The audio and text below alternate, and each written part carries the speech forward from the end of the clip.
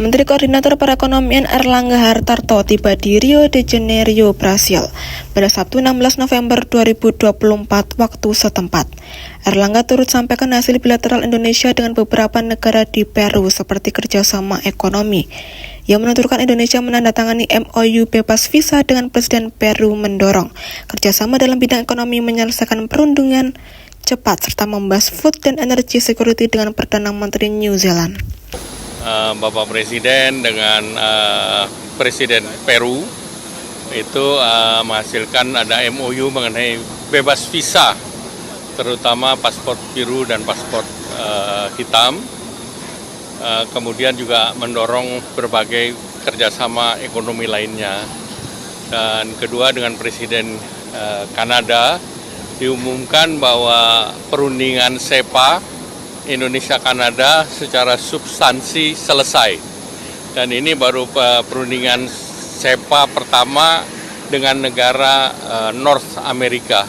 Sehingga ini bisa menjadi patokan Indonesia untuk berikutnya di wilayah benua Amerika.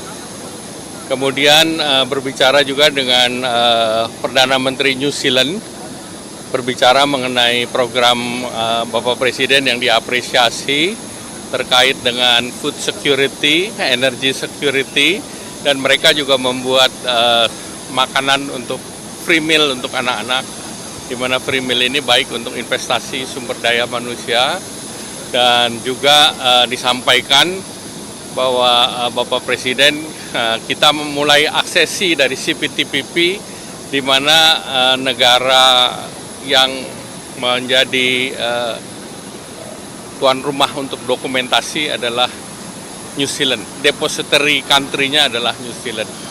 Dan kemudian dalam pembicaraan di dalam APEC tentu beliau diapresiasi baik itu oleh Perdana Menteri Anwar Ibrahim yang mengatakan bahwa peace dan prosperity itu merupakan landasan untuk berbagai kegiatan ekonomi dan kesejahteraan.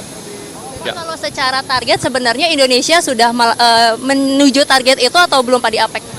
Ya tentu APEC punya target juga untuk perdagangan dan tarif FTAP di Asia Pasifik.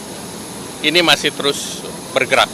Ini bukan merupakan perundingan yang sederhana karena beberapa turunan APEC dulu pernah ada, apakah itu CPTPP, apakah Indo-Pasifik dalam kepemimpinan Amerika. Kalau di G20 mungkin Pak ada target yang akan dikejar, mungkin kerjasama sama siapa gitu? G20 kan lebih forum untuk diskusi premium ekonomi.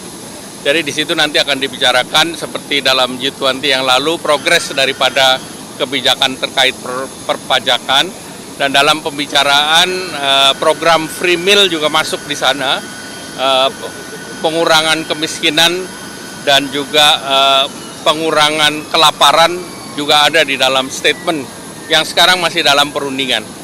Jadi tapi itu sudah disepakati. Jadi Global Alliance untuk eradicating poverty dan hunger itu sudah disepakati bersama.